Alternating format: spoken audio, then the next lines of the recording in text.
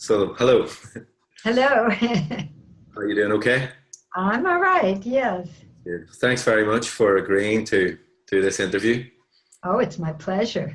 Okay, cool. So I have a set list of questions that I'm going Hmm. to try and work through, but we don't have to stick to those questions. We can go off on whatever tangent the interview takes us on. So feel free to talk about whatever you wish, as and when.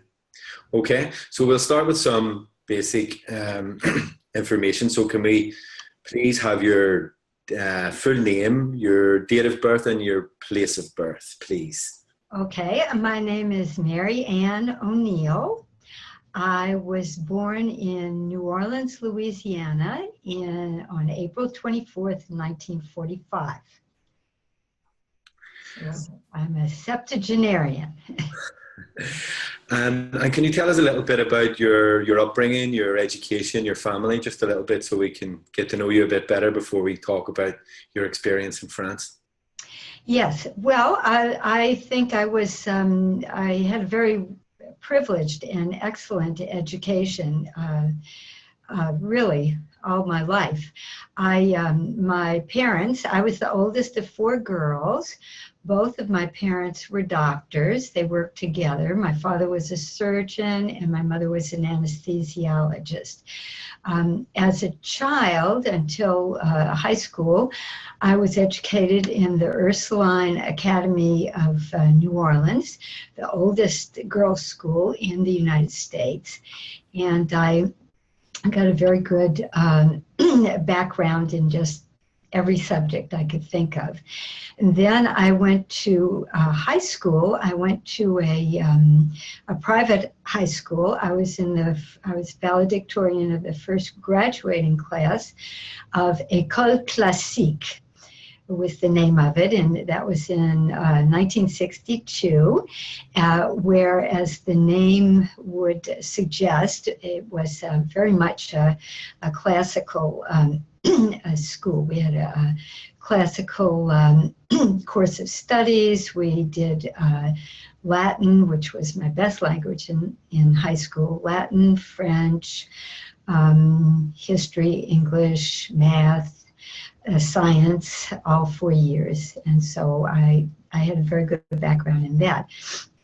As a freshman in college, I don't know why. I think because of my father, he wanted me to go to a small liberal arts school. I went to a place called Carleton College in Northfield, Minnesota. I did not like it very much. And so I transferred to the University of California at Berkeley. And so I went there my sophomore year. My junior year, I was on the third study abroad program in Bordeaux, France.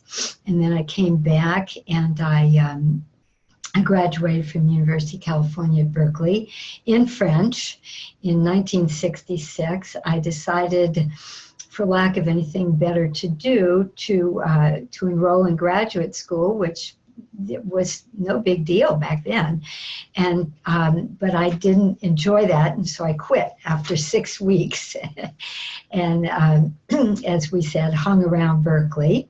I did work, and then I decided I did want to do something more, and so looking for something more to do, I settled on going to Middlebury College in France, and that's where I was for the school year of 1967-1968, and I did graduate with a master's degree from Middlebury College.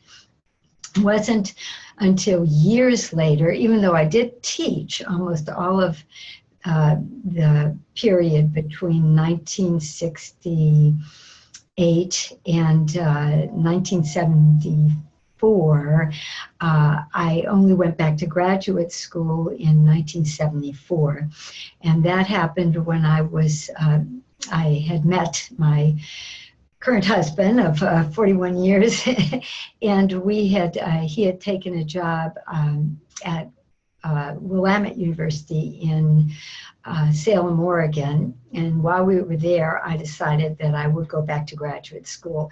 And so I did. And at that time, in the meantime, I'd lived in Houston, Texas, and I had done the equivalent of a bachelor's degree in Spanish, and I also had a teaching credential. And I did teach in high school and as a substitute teacher for 3 to 4 years. But anyway, I did get a PhD in Romance languages from the University of Oregon, and that was in 1979. Okay. And so how did you find your way into the events then in 1968? So where were you exactly in France at the time, and how did you start to experience the events that were kicking off? Well, I had gone to Paris in the fall and was planning to stay there for the whole year to do my master's degree with Middlebury College. Middlebury College has still very excellent program, and we did have some classes at our center. They were mostly translation classes, and I think that's the only one I took there. I started taking a couple of classes at the Sorbonne, and frankly, they were just so bad that I took the majority of my classes at a place we called the Institut des Professeurs de Français à l'Étranger. And they're very good courses there. I took 3 courses there, and then I worked with a teacher on my master's thesis, which was a continuation of the honors thesis I'd done as an undergraduate on Baudelaire. Okay, I lived at the Cité Universitaire, not a very elegant place, but it was fine. I had a French roommate, and I would say from the beginning of the year, I had a couple of experiences that should have let me know that something was going on. One of them was early in the year. I met a young man, a student, who was interested in meeting me because he heard I had come from Berkeley. And he told me, well, there's going to be a lot happening here this year. But that was about it. I did run into him again in May, and he said at that time, you see, I told you we're going to have a revolution. So that was one thing. Also, living in the Cité Universitaire, there were students from all over the world, but certainly I lived, the Fondation des États-Unis looked out the back on the Spanish house, and as one might expect, that was still the Franco time, and so a lot of the Spanish students that were there were refugees, and they were quite radical themselves. So that is, I would say, what should have given me some hints that something was going on. But I think the real thing that made a difference was that I was closely connected to a French family, and it was a very wide-ranging French family that lived there. When I had been in Bordeaux, I had met this family. It was a married couple, and they had a son who was just, I think Michel is just a year. No, he's actually almost 2 years younger than I am. And I spent a lot of time with this family. On the weekends, I would go, they lived in Colombes, which is to the north, and I would go out and see them. And then, and they also had relatives that lived around there, and they had a niece who I'm still friends with all of the living members of this family today. But Michel was just starting to go to college, and he was studying Sciences Économiques at Nanterre.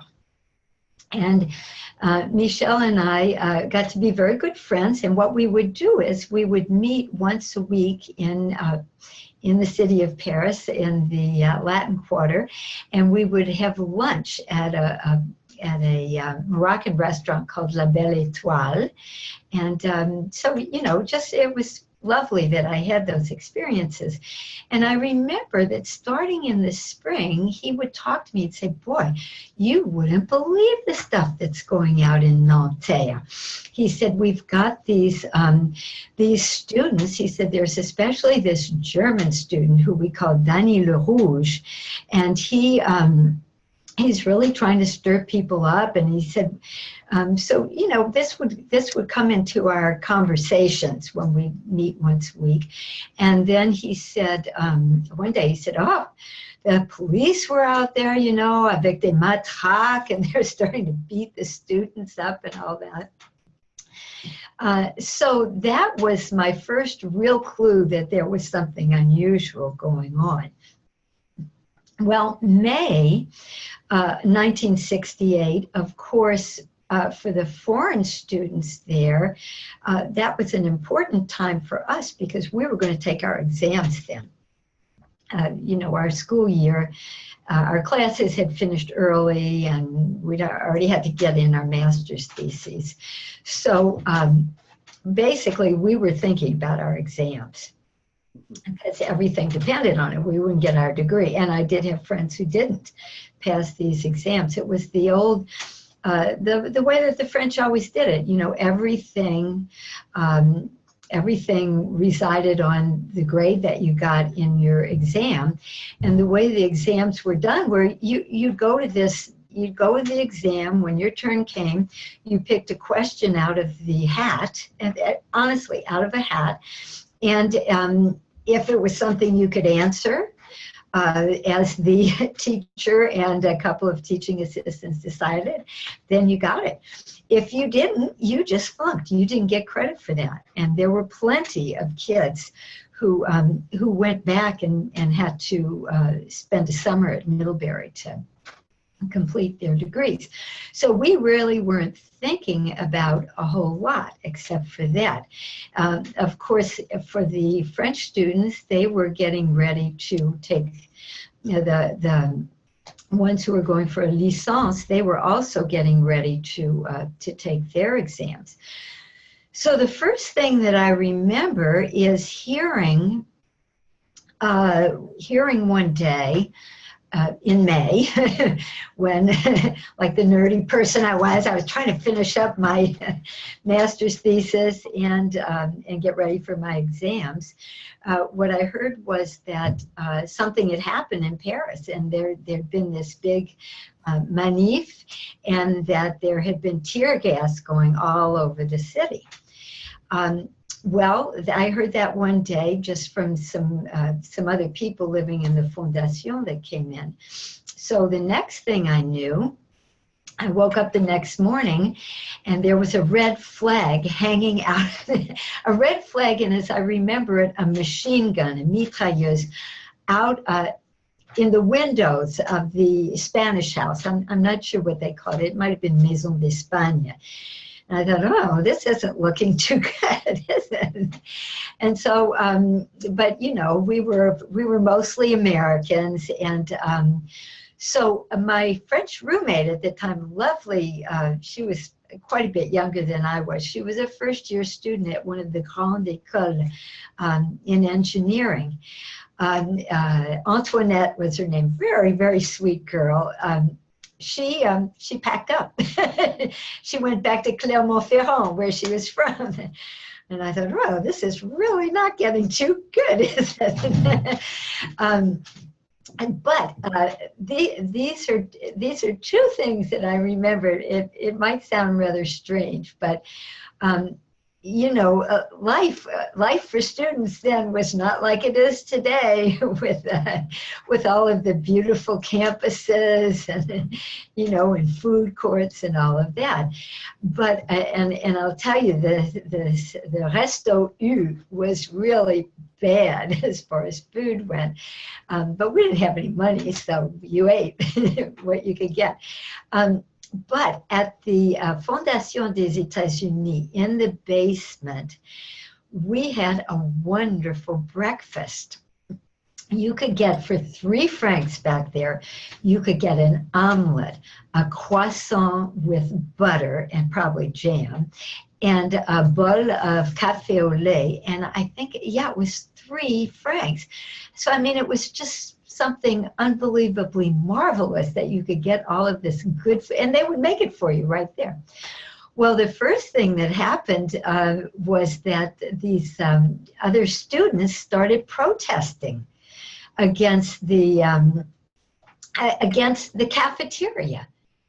And I said, and they asked me to join the protest, and I said, I don't know why I would protest this. This is the best meal of the day. This is one of the few perks that we get here. Why would we protest it? Well, I did not get a good reception, I can tell you, of my ideas. And so in short order, the breakfast was in fact shut down. So I was thinking, gee, I'm back in Berkeley all over again. And then the other thing I remember was at that time we had the male and female quarters were separated. They were separated just by this flimsy set of doors, but they were separated, not for long. And we had a lovely cleaning lady there. She didn't do much work, but she was your typical kind of French concierge, you know, who liked to basically sit down and tell you about her memories of the World War. And I remember she came in my room one day and she said, "Oh, mademoiselle, c'est une honte." And she had evidently, you know, the guys and the girls mutually were breaking down the doors, and she was finding couples in bed, and she was very upset about that. So I would say at that point, all of the French people cleared out of the of the Fondation, and they went back to their homes. So we had girls from a lot from Luxembourg, and so they went, but we couldn't clear out because we had our exams. So what to do? Well, we get someone from the center, from the Middlebury Center, that says, we'll come and we're going to arrange your exams. Don't leave. We're going to have the exams. We just don't know how or where, what, but we'll get a message to you. And in the meantime, everything had stopped. You know, there were no metros, there was no, and so I thought, well, that's okay. It's fun to walk around Paris. So I'll go, and there was no food in the grocery stores. The grocery stores were cleared out, you know, the little épicerie du coin. I mean, there was nothing. Now, the Resto U was still working, unfortunately, so you could go there. But otherwise, if you were going to get anything done, you just had to walk back and forth across Paris. So I did go in the very early days, and I remember I remember 2 things. I remember the CRS, was that it? The Service de, or CNS, I forget, de sécurité, whatever. Yeah. Okay. And they looked like Greeks. They looked like something out of the Iliad. I mean, they had these, you know, they had their shields in front of them and their cask, and they were holding things. And I also remember very well the smell of the tear gas. I'd never smelled that before. And then, so I did go around, and it was fun to go into the cour of the Sorbonne, and you had people standing on the statues. And the other thing, I've always been interested in poetry. They had the tags then, you know, that would, I remember especially they had a line from Éluard, Prenez vos désirs pour des réalités, and everybody was, you know, happy and having a great time. And then let's see, and I did go the night that they had the general meeting where Sartre was in the Sorbonne. But he, you know, he looked more like a pauvre type than anything else. And they were trying to get the students and the workers to do things together. I remember that. And And I do remember seeing Sartre, but you know, I didn't stay too late. Luckily, the days were long, so you could walk back safely. But so anyway, that's basically my story of the first few days. And had you already had some experience of political, social militancy prior to being in France, or was this something completely new to you? Well, no. I mean, I was, you know, I was in France, 1964 to 65, with the University of California Study Abroad group. But that's when everything started in Berkeley. The student movement started in Berkeley. And I knew people who were involved in it. And then when I went back in the fall of 65 for my senior year, yeah, I participated at first I participated in some protest marches against the war, because I was against the war. I wouldn't, I remember marching and everybody was shouting out, no more capitalist war. And I thought, well, I don't really think it's a capitalist war. I just think, I don't like the idea of our soldiers getting shot or killing all those poor Vietnamese people. No, I hate it.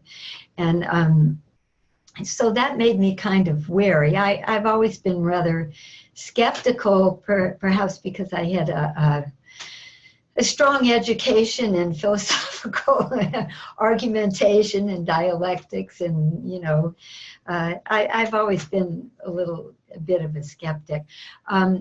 As far as Berkeley went, I did.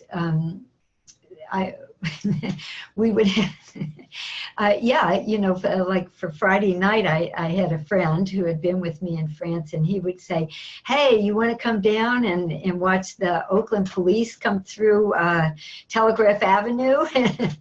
And you say, yeah, okay, that sounds like I don't have anything else to do, so I'll go there.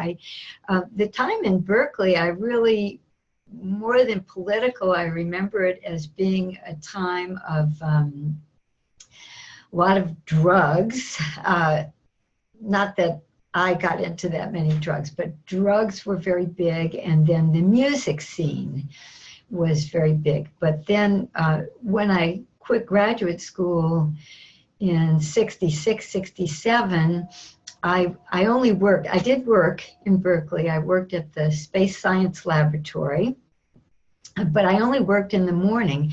And so I was able to, I think I saw everything as far as the Black Power movement. And I also worked with the Student Nonviolent Coordinating Committee as a tutor in the Oakland, they called it the Oakland Projects. I would ride my bike into Oakland twice a week and tutor a little African-American girl in math. So yeah, and of course by then I was old enough to vote, so I would not vote for any conservative, of course, you know. But no, I did not. I knew people who had gotten more involved and had been even beaten up and taken to jail. But you know, I was pretty nerdy. I mean, I was into literature, and you know, I thought I was lucky to be in a good school. The other thing about Berkeley was we had wonderful speakers who would come, and I got to see a lot of poets. I got to see, you know, hear Robert Lowell speak. Tom Gunn was a teacher of mine. What a wonderful thing. I saw Denise Levertov. I saw Yevtushenko. I mean, so I guess those things were more important to me than political activism. And when you were then in France and things started to take off in France, did you see any overlap, any similarities between what had been happening back home in the US and what was happening in France? Yeah, I did. Well, first of all, I would say in some cases, not very rational responses on the part of students. Okay, I'll give you one example. In Berkeley, when I think it was my senior year when they were. No, actually it was when I started graduate school, so that would have been the fall of '66. And they tried to shut down the school. But I, being a nerd, I was going into my classes there. It was at a place called Grinnell Hall. And they had students outside trying to keep you out and calling you names like you white, you white B word, you white bitch. The problem is they were also white females, which I thought was odd. And I would compare that to what I was telling you about at my breakfast in the Cité Universitaire. This was something that was nothing but benefit for us. So why wouldn't I want to do that? I think it was still at a time when it was before, if you wish, the sexual liberation thing. And in both cases, in Berkeley, for example, that was certainly part of it. And then, as I told you, in Paris, they broke down the separations between the male and female part. I also saw a lot of happiness and joy, really, on the part of students, having, in Berkeley, of course, the music was so wonderful, and you'd even, out in the streets, you'd have street dances. The Grateful Dead played on Sproul Plaza. That was our school orchestra. And then you would see that in Paris with the students in the Sorbonne spray painting quotes from the poets and all of that. So yes, I think in that way there were similarities, and it was quite a wonderful thing. I'm not sure it brought very much, but yeah, those were wonderful times. Well, we'll come on to what you think it brought later on, but I was interested in something you said earlier about whether or not you saw it coming, and maybe it was somewhat of a surprise to you, but I wondered if you felt at the time, or maybe even now, you think differently. Hindsight is a wonderful thing, but did you think at the time that things were shifting, things were starting to change, whether it was culturally, politically, shifting generations? I would say yes, educationally, for sure there were plenty of indications both in the United States and in France that things were starting to shift. There was a lot of anger in the United States about students just being treated as numbers. That was one of the things that happened at Berkeley. They got tired of those, back then, the computer cards, there were those punch things. It's huge. And we would have this song, and we'd go end in something like, I think it was to the tune of, "Oh, come all ye faithful," and it would go at the end, "Oh, do not fold or spindle, or do not fold or spindle, or mutilate." And at the beginning of the year in Paris, I'd already spent a year in France, and so in Bordeaux. And so when I went to, when I came back to France, one of the first things I did was go visit people I knew in Bordeaux. And I had, one of my famille d'accueil was a family that both of the parents were in the army. They were pieds noirs, both of them. And they had two children, and the daughter, who was not not a student at all, but she loved PE, and she wanted to be a PE teacher, and she was so nervous that whole year. It was the year of the bac, and I remember just seeing her, and she was saying, you know, I don't know why I'm doing this. I know I can't get the bac. I can't do it. I'll never be able to do what I want. What am I going to do with my life?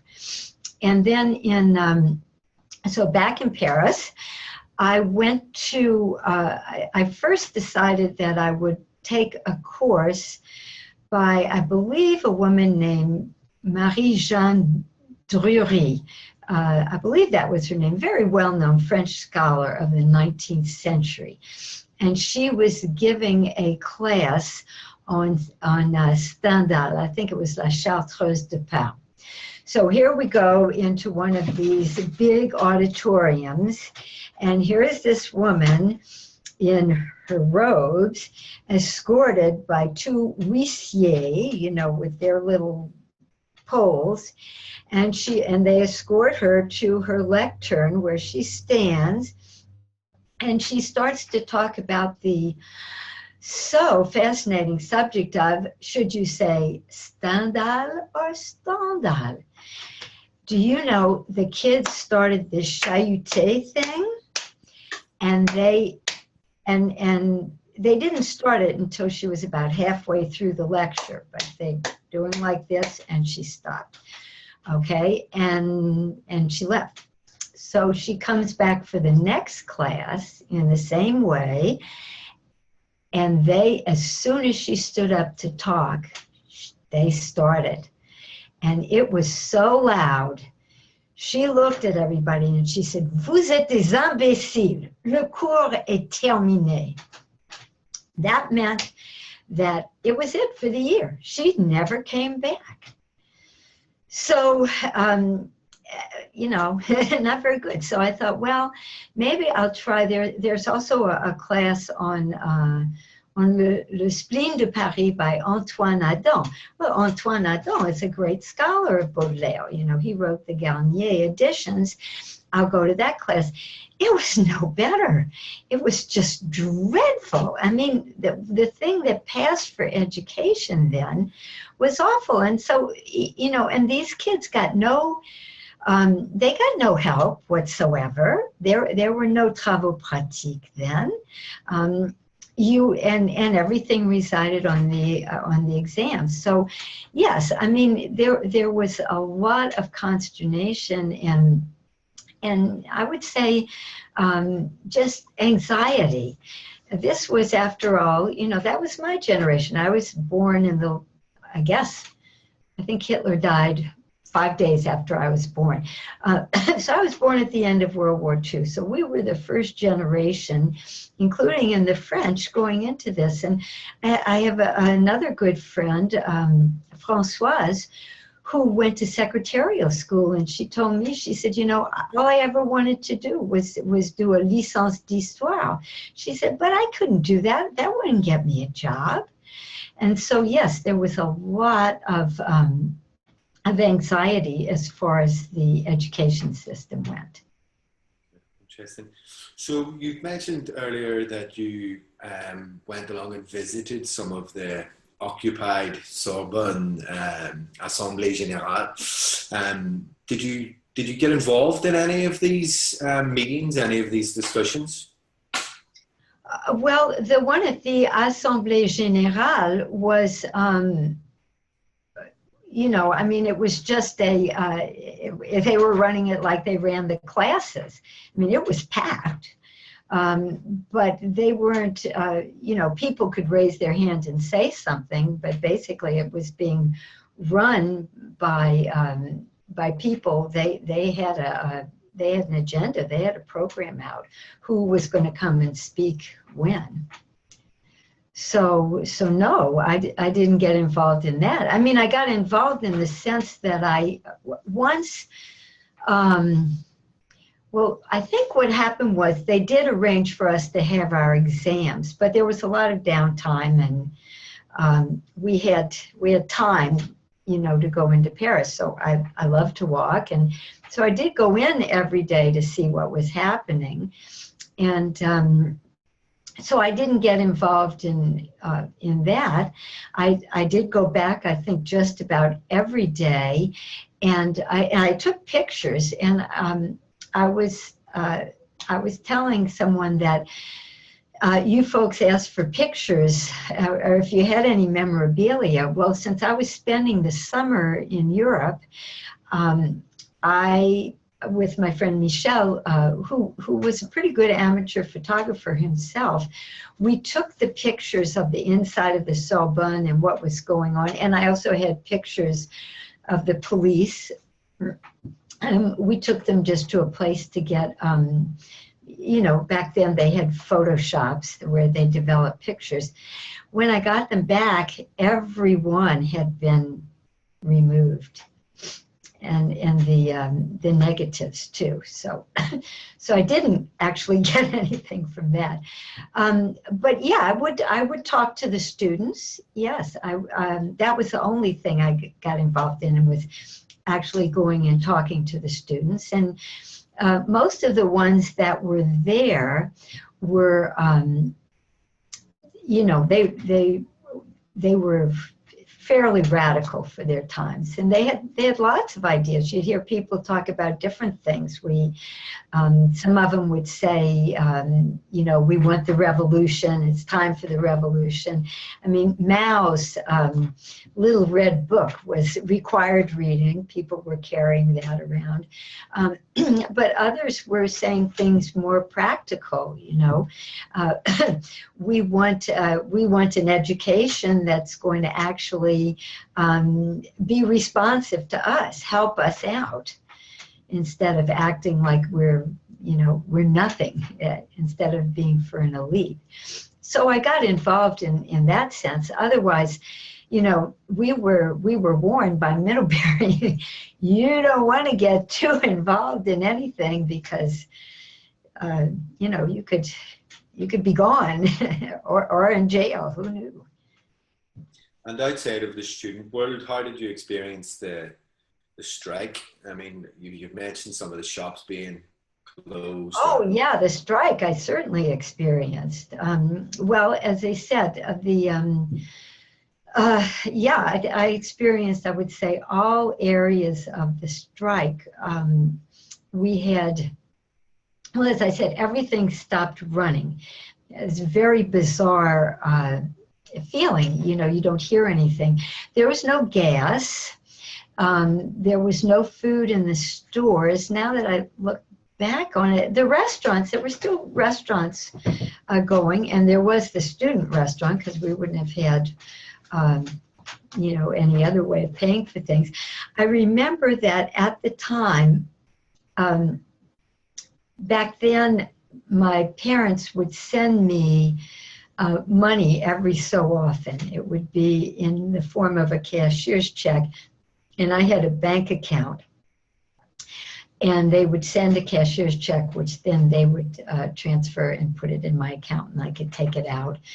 And there was a temporary time when the banks weren't open, and so I was panicked, and I remember actually calling my parents, which is something you never would have done back then.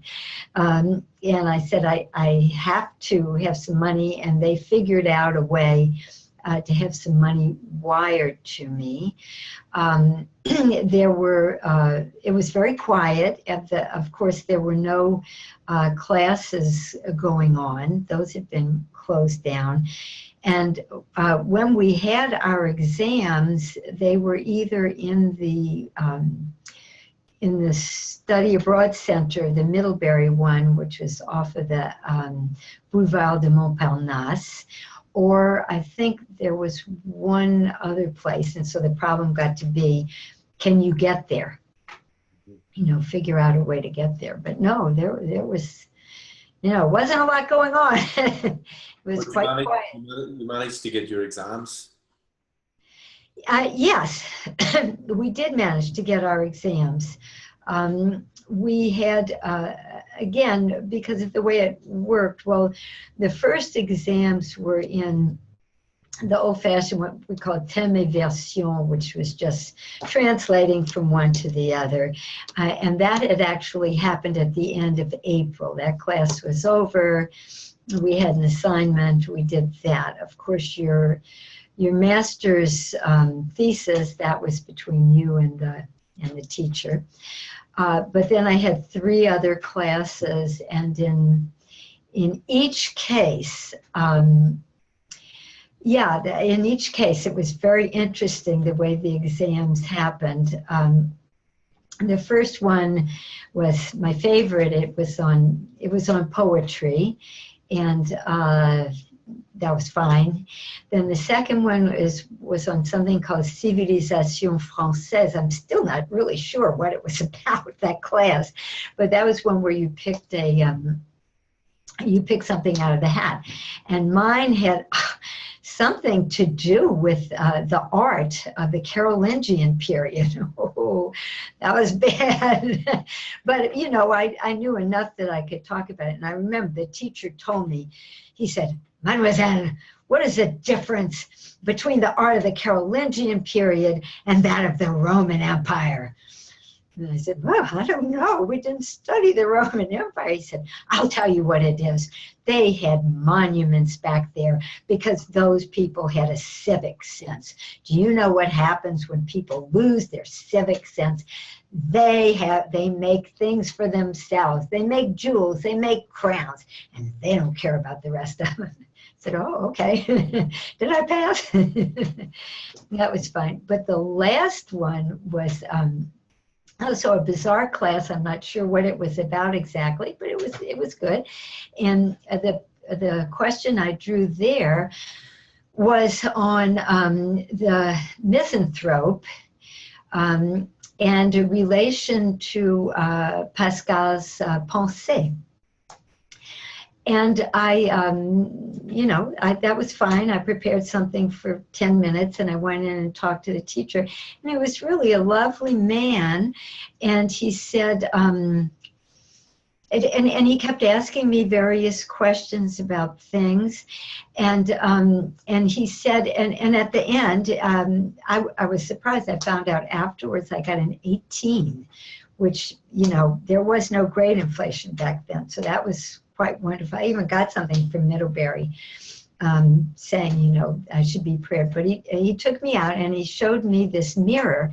And he said, "How can you tell the age of this mirror?" He said, "This is this mirror dates from the 18th century. I don't know. And he said, "Well, because they didn't have the ability to put the silvering in back of it so you can see these spots." And then he said, "What do you think of what's going on in Paris?" And I said, "Well," you know, I didn't want to get involved in anything. I said, "Well, yes, you know, I came from a place where it's already happened there." And he said, "Now, don't you worry about that." He said, "This is very typical in French history and it will go away." So I remember that from the exams. Yeah, very good. What was your view on the role of the police and violence? Were you frightened by the violence? Did you think it was particularly violent? I had not really seen any police until that day I walked in Paris, and they weren't reading anybody their rights, I'll tell you that. And they were not, and I remember going up to them, you know, a little ingenue way and saying, "Excuse me, monsieur, but I'm just from the United States, and I'm wondering, could I go through your line to go there?" They did not think that was funny. No, they were, you know, ils n'étaient pas tendres, to say. They were not ready to yield ground. The reason I left the Cité Universitaire, I was staying after my exams because my roommate from California, who was going to spend the next year in England, was coming to meet me in about a week. And, you know, I'd already paid, so I was going to stay there. Maybe a day before, when I'd been in Paris, I saw the same young man that I had seen early at the beginning of the year, and he said, "You see, the revolution's happening. It's happening." And so I didn't really think about it, but my roommate Antoinette, she came from a very big family. I think there were at least 8 kids, might have been 10 kids, and she had relatives living in Paris. So here I was sitting, I don't know, doing what, in the Cité Universitaire. There's a knock at the door, and it's her brother. And I said, "Oh, hi, what's going on?" He said, "I came to tell you to get out." I said, "Why?" He said, "We've just heard on the radio that de Gaulle has called out the troops, and they're encircling Paris." He said, "You need to get out of the city of Paris." So, yeah, I would say that the police were no better than the Oakland cops had been. You know, they weren't fooling around. They didn't think student lives matter, I can promise you that. So, so at that point, the phones were still working, so I called Madame Monnier, my friend, who we saw this summer. She just turned 95. And I called her and I said, "Oh, Madame Monnier, I don't know what to do. The revolution started." And she said, "Well, who told you that?" And I said, "Oh, this boy." And she said, "You know, I think you should come out here to Colombes and stay with us till it's all over." And I said, "Oh, okay, but how do I do that? There's no, there are no trains, there's nothing. I can't walk to Colombes," which is way in the north. And she said, "Well," so she talked to Michel and his cousin Françoise, and Françoise said, "Look, I have some gas in a car. If you can make it to such and such a stop, I can pick you up. I have enough gas to come and get you." So here I start walking, walking across the city of Paris with all my belongings. And, but I will tell you this happened to me more than once. A car would stop, usually a very elegant car with someone who was very well dressed, always a man in it. And they would say, for example, and they would go by the bus stops too, and they would say, "Do you, I have room in my car for 2 people." And they were happy to take you. So you get in the car, and of course they would all ask you, they'd say, "Qu'est-ce que vous pensez de tout cela?" And I won't repeat what their opinions were of it, but it was not good. And so I did make it out to Colombes, and at that time, Monsieur Monnier, who was still of working age, he couldn't go to work. He was a cadre for some company, I forget what it was, but anyway, he couldn't go to work, and he was saying, "Oh, you know, the next thing you know, it's going to be a Maoist revolution here." That's what everyone's saying. It's time for the Maoist revolution. And Madame Monnier, she's always so sweet. She said, "Ah, what's wrong with it? Avec les Chinois, ils sont bien gentils et j'aime beaucoup leur nourriture, mais il n'y a pas de mal." And then the other thing that she would tell me is she'd say, in their little apartment, she said when they moved in there, they had found old newspapers, actually dating back to the Commune in the 1870s. And she said, if you looked at those, if you looked at the ones that that were coming out, say, around World War II, you would see the same things, she said. And you know, she said, it's going to blow over. And it did. But Just on that point of getting, I'd say, out sort of beyond the Latin Quarter and beyond Paris, was there a sense that this crisis, this set of events, was taking place elsewhere in the country? Oh yes, in let's see. There was, well, first of all, in Colombes, okay, the Monnier family, well, my friend Françoise was the Monnier's niece. She still is. And they all lived very close to each other. So I would go over to her house, too, you know, during this week that I spent there. And her mother was one of the first people who said, when she heard that something was happening, these were all people who had lived through World War II. Monsieur Monnier had been one of the STO. So, you know, he was very catastrophique, but Madame Bob said, the first thing she did was, she said, j'ai pris mes précautions. And she had gone to the grocery store, and she didn't drive, but everything she could get, she had taken home. So you had that sense.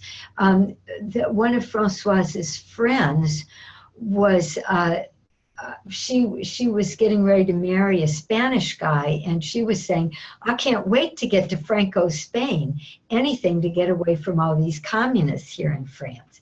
Well, that was a little unusual, but yeah. And then they had cousins that lived way in the south of France, in the, I'm trying to think, it would have been more in the area of Toulouse. Madame Monnier came from this little town called Palmiers. I can't think of the name of the area, but it was not too far from the Pyrenees Mountains. And the phones were still working, and they were in constant contact with these people because the male cousin had a furniture business, and they were also getting ready to send their only son to one of the grandes écoles in Paris. He was going to HEC, and they were asking, you know, what if it was feasible for him to do it. So, yes, there was definitely. There was a heightened awareness. And then after everything was over, when my friend from Berkeley came, and we did a lot of traveling, the first thing we did was to go up to England. And I had a tough time getting on the ferry, being allowed to go on the ferry. They questioned me very closely. They searched everything. The British, they had customs people on board a ferry, and they, you know, they went through all of my baggage and everything, and they asked to know what I had been involved in and everything, and what my feelings were about it. And, you know, I couldn't very well say, well, I'm just glad I can go on my vacation now. And they said, you know, if you were at all involved, you have to tell us. So I said, yeah, you know, I was living there. I went and saw the things, but, yeah. And then the other, and then when we were traveling somewhat by train, I will admit that was still the age when you could hitchhike in safety. But when we were in trains, and maybe when we were hitchhiking in France too, people were really wanted to talk about it, but they would never say la grève générale or anything. They would say les événements. Après les événements, and almost everyone had an opinion on it. Still the case today.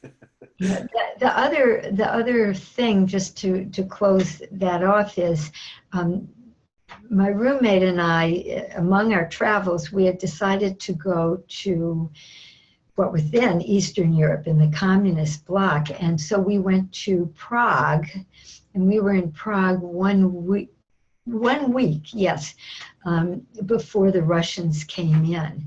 And there was very much a sense that what had happened in Paris had inspired what had happened in Prague.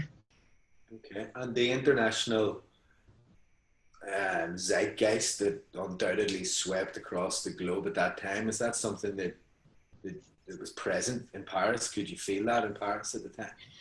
Among the yeah, among the European students, very much so, yes. As I told you, in the Spanish house, everyone was revolutionary who was living there. And and let's see, the other one was, I think it was called La Maison Franco-Belge. And so they had people from Belgium and Holland there. And they were, they were all, they all wanted to talk about it. I think the difference, I would say, the French students themselves, the ones that I knew intimately, no, they weren't really involved in that. They were just kind of looking it over. But the students at the Sorbonne and all, oh no, they were very interested in it. The difference is that the Americans couldn't leave, whereas the French people that were living in our area, or for that matter, the Europeans, they knew that they weren't going to have their exams. They just weren't going to have them. And so they got out. I think my roommate, I think I was in touch with her later, and she said they all just gave them their first year. They said, okay, you can come back for your second year of engineering. And I also know that as the young woman I was talking about in Bordeaux, I did see her afterwards, and she said, I have my Bach. She said, I didn't merit it. She said, but they were giving it to everybody, and I'm really happy I got mine. Now I can be a PE teacher, so. Very good. And what was your opinion of the sort of dominant politicians at the time, of de Gaulle, of Pompidou, or Durand, Mendes France? What did you think of them and their performance in '68? In '68? Yeah. Well, I can't say that de Gaulle did very well, did he? He was very, well, first of all, it was odd being an American in Europe at that time. It was right after France had gotten out of Indochina, and we had started the, we were getting involved in Vietnam. And all I ever heard, I really heard so much criticism of the United States. I really did. I mean, not that certainly some of it was justified, but people, we hitchhiked a lot. And I remember this one guy picked us up and gave us a ride, and he said, tell your president to get out of Vietnam. And, I was wise enough not to turn back to him and say, why did you? Yeah, why should we have to take up your mess, And then I had traveled that spring, over spring break, to Spain and Portugal, and that was when Martin Luther King was killed.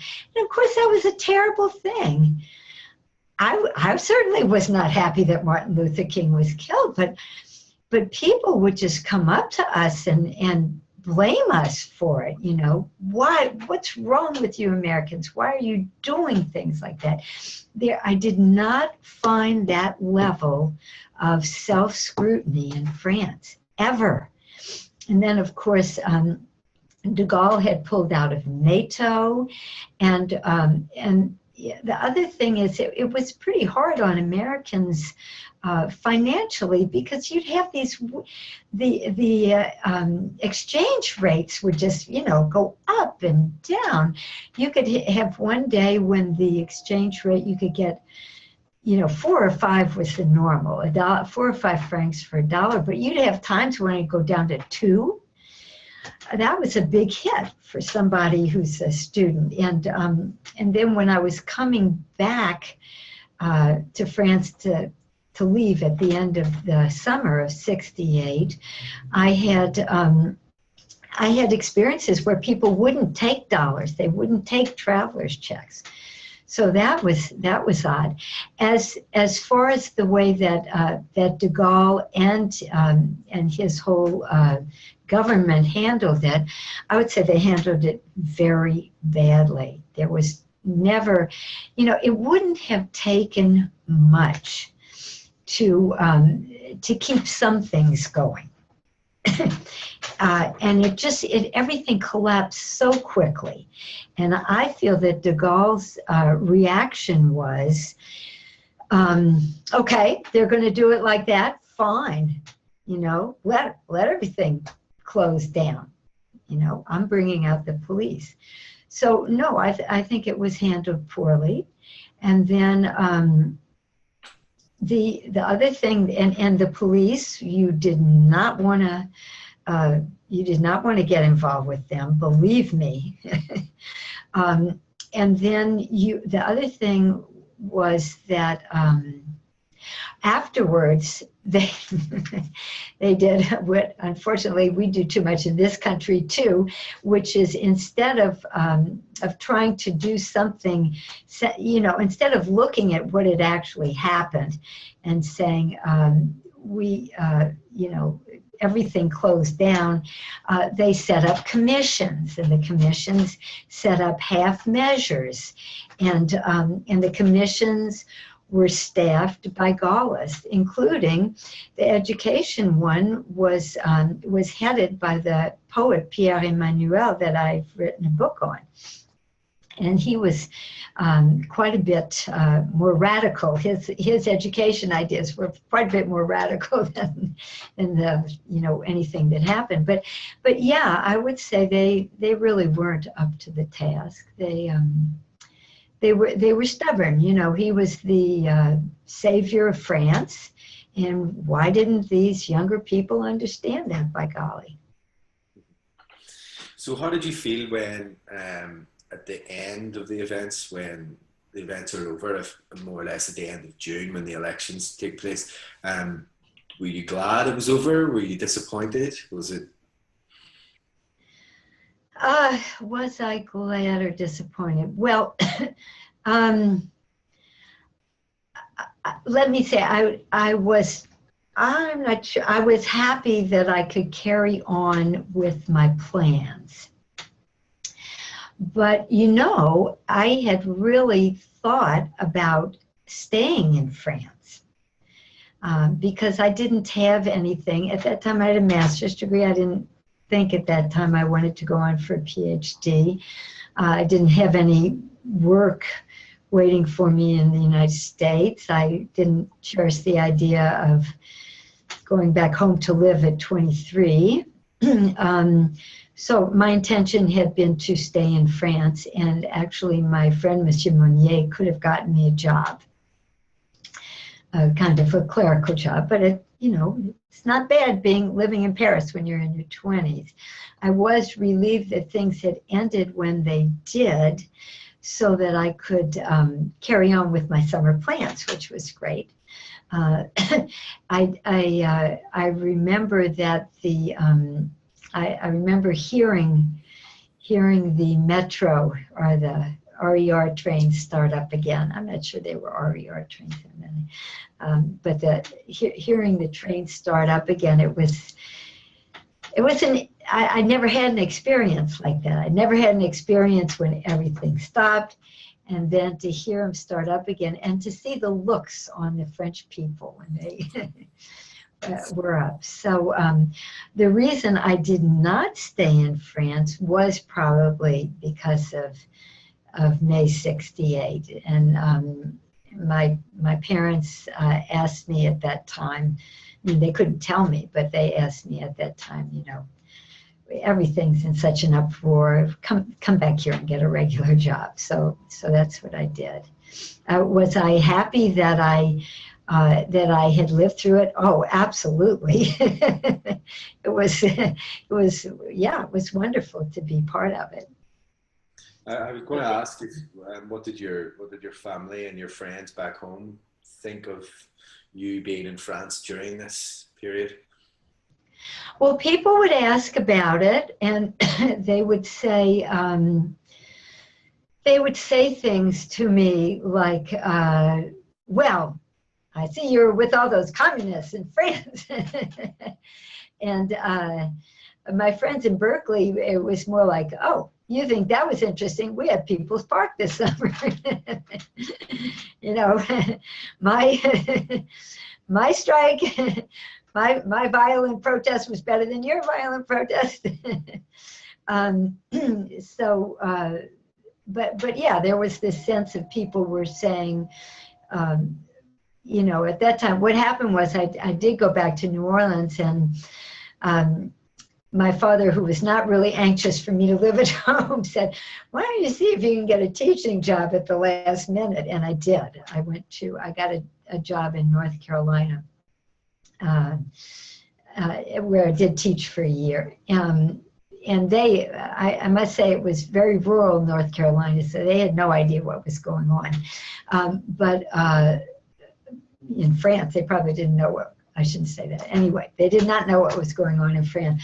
But yes, the people in New Orleans were asking me about it. What was it like? Did you have anything happen? And, you know, was it the communists taking over France? And I'd say, nah.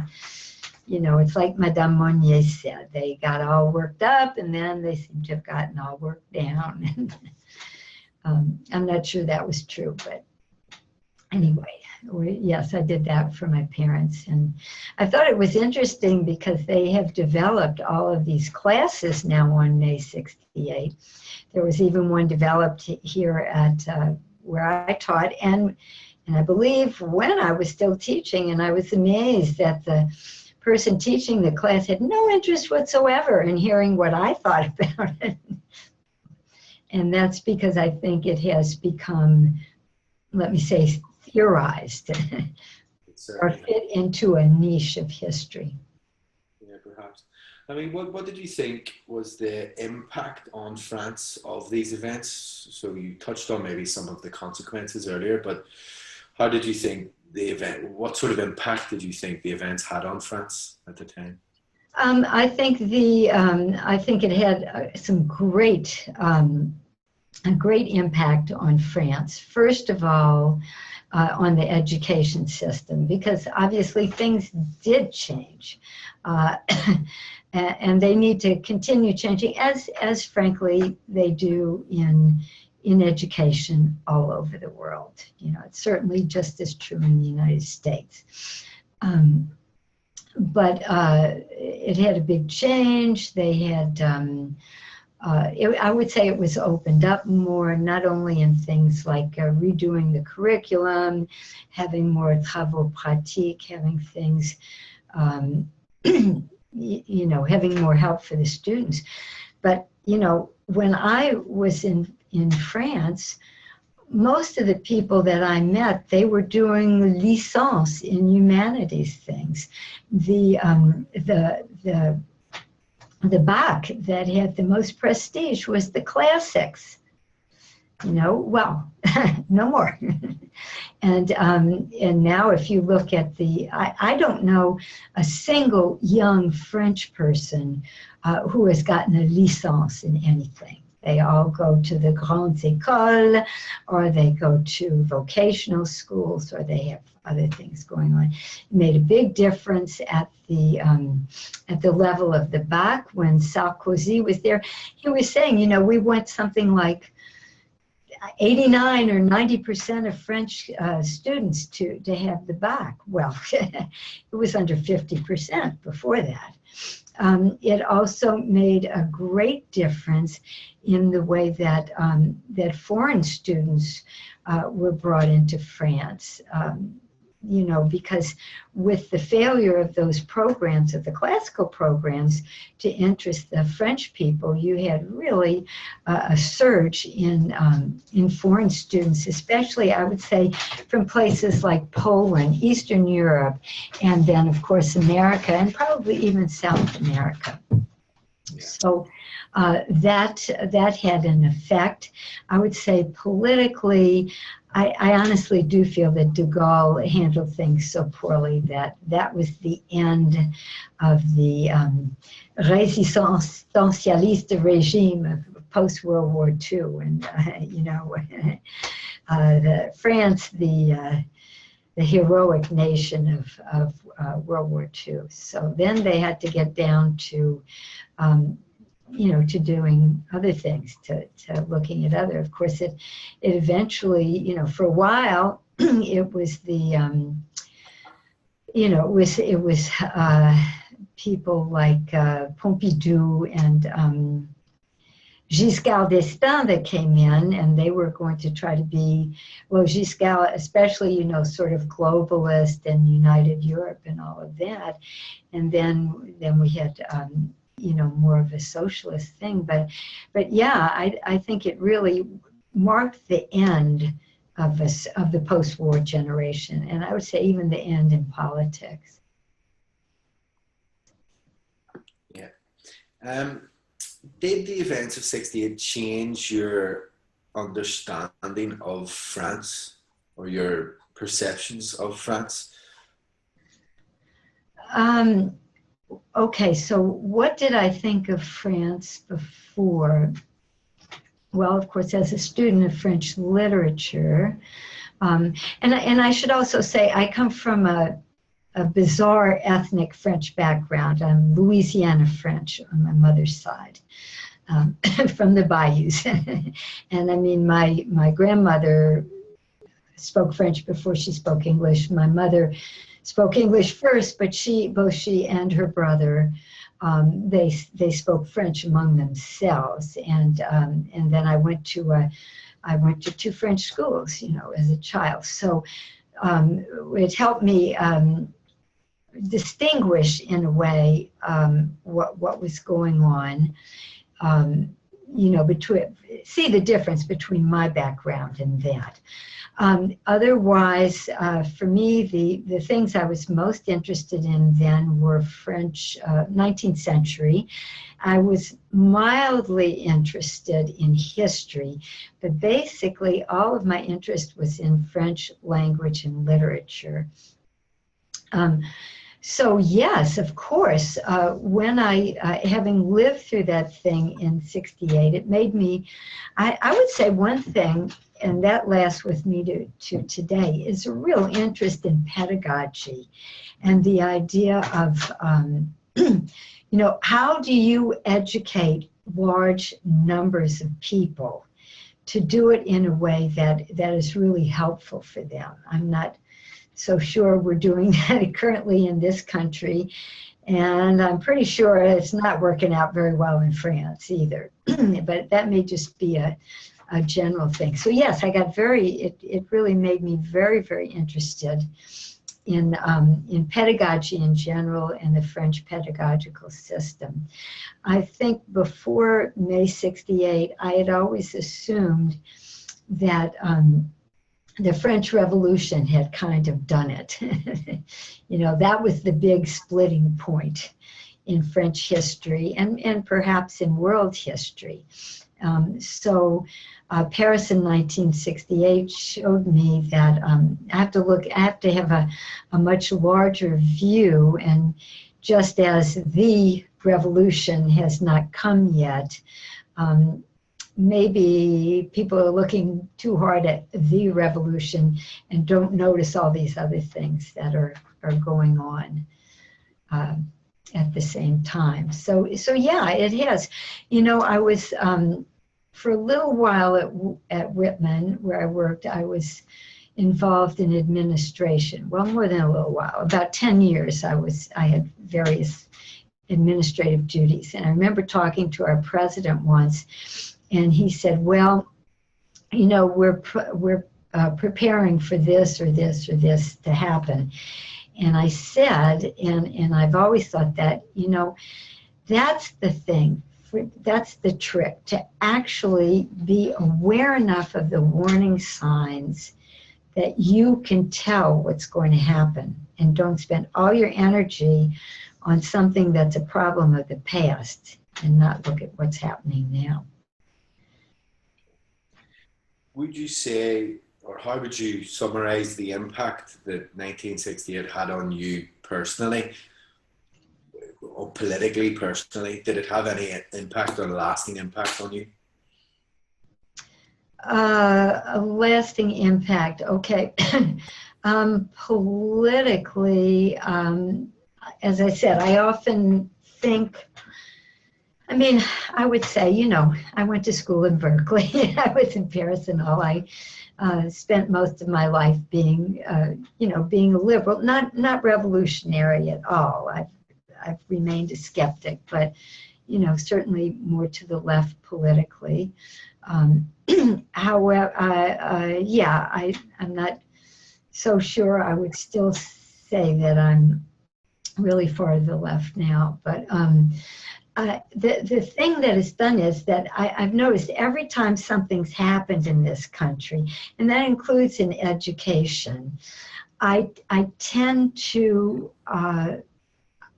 look back at my experiences in Berkeley and in Paris, and try, you know, those are they have remained reference points for me to try to remember, well, now that went on there, and now is this thing that's happening now, is it really a revolution, or is it a sign of some sort of discontent that could be fixed in an easier way? So yeah, I would say that that's one way it's affected me. I also think, as far as my interest in my academic interest, it had an effect because, well, as I said, excuse me, I've done a lot of work on Pierre Emmanuel, who was a resistance poet. That's how he was first known. But he's written a wonderful epic poem in 1954, which no one has heard of, called Babel, and it's the only epic poem that I am aware of that actually treats totalitarianism. And so, yeah, I don't think I would have been as fascinated with that poem if I hadn't lived through May '68. And as I was reading it, and you know, his reaction, well, the main character's reaction.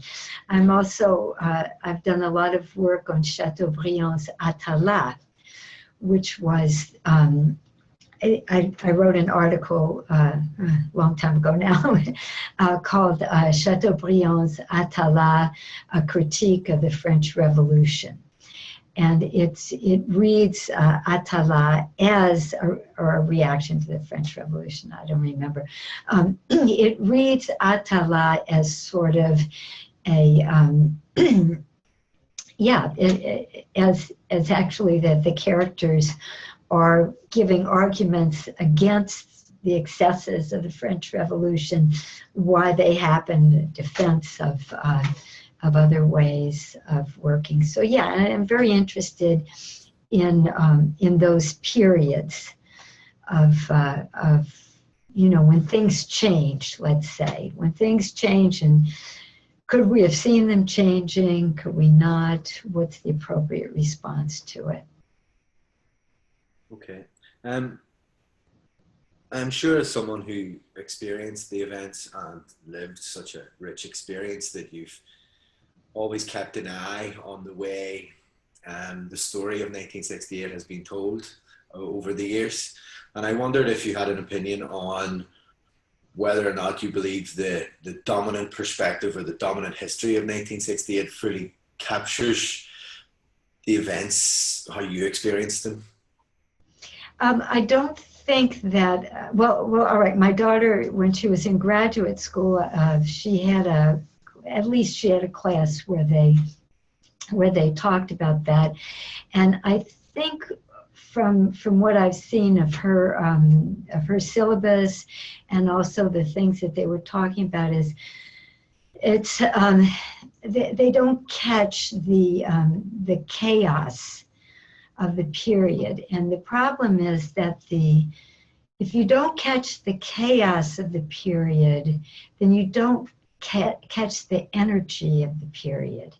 And if you don't catch the energy of the period, you don't realize the wonderful contradictions of things going on. Like I would honestly say in May in 1968, among the young people, there was a lot more joy and openness and celebration than people realize. And why? Was it because of, was it because they were going to get something? Well, they were going to get, I mean, it was too early to know if they were going to get something. Was it because Southside had come and talked to them? No, it was because they were young. They were living in an exciting time. Everything, all of the old rules were gone. You could enjoy yourself. You could go out and do things. So I would hope that people would stress that a little bit more. Okay. I'm going to ask you one more thing. And that's, if you were given 30 seconds to sum up how you view the events of 1968, how would you do it? Oh, I think I would. Say, what could be better than having the graffiti be the surrealist poets, verses of surrealist poetry covering the walls of the city of Paris? What more could you ask for?